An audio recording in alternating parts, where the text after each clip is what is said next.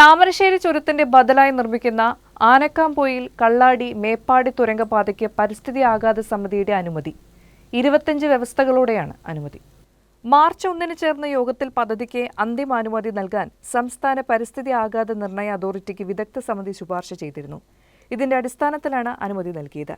തുരങ്കപാത നിർമ്മാണം പരിസ്ഥിതി ലോല പ്രദേശമായതിനാൽ ഉചിതമായ സുരക്ഷാ മുൻകരുതലുകൾ സ്വീകരിച്ച് നിർമ്മാണം നടത്തുക, മണ്ണിടിച്ചിൽ സാധ്യതയുള്ള സ്ഥലങ്ങളിൽ സൂക്ഷ്മ സ്കെയിൽ മാപ്പിംഗ് നടത്തുകയും നിരീക്ഷിക്കുകയും ചെയ്യുക, ടണൽ റോഡിന്റെ ഇരുഭാഗത്തും അതിതീവ്ര മഴ മുന്നറിയിപ്പ് നൽകുന്നതിന് കാലാവസ്ഥാ നിരീക്ഷണ സ്റ്റേഷനുകൾ സ്ഥാപിക്കുക, ഭൂമിയുടെ ഘടനയനുസരിച്ച് ടണലിംഗ് രീതികൾ തിരഞ്ഞെടുക്കുക, കളക്ടർ ശുപാർശ ചെയ്യുന്ന 4 പേരടങ്ങുന്ന വിദഗ്ധ സമിതി രൂപവൽക്കരിക്കുക, അപ്പൻകാപ്പ് ആനത്താര സംരക്ഷിക്കുന്നതിന് 3.0579 ഹെക്ടർ വനഭൂമി ഏറ്റെടുക്കുക, വംശനാശ ഭീഷണി നേരിടുന്ന ബാണാസുര ചിലപ്പൻ പക്ഷിയുടെ സംരക്ഷണത്തിന് നിരീക്ഷണം നടത്തുക, നിർമ്മാണത്തിൽ ഏർപ്പെടുന്നവർക്ക് മതിയായ സുരക്ഷ ഒരുക്കുക, ഇരുവഴിഞ്ഞിപ്പുഴയുടെ സ്വാഭാവിക ഒഴുക്ക് തടയാത്ത രീതിയിൽ നിർമ്മാണം നടത്തുക, ടണലിന്റെ ഉള്ളിലെ വായുവിന്റെ ഗുണനിലവാരം തുടർച്ചയായി നിരീക്ഷിക്കുക തുടങ്ങിയ നിബന്ധനകളാണ് സമിതി മുന്നോട്ട് വെച്ചിട്ടുള്ളത്.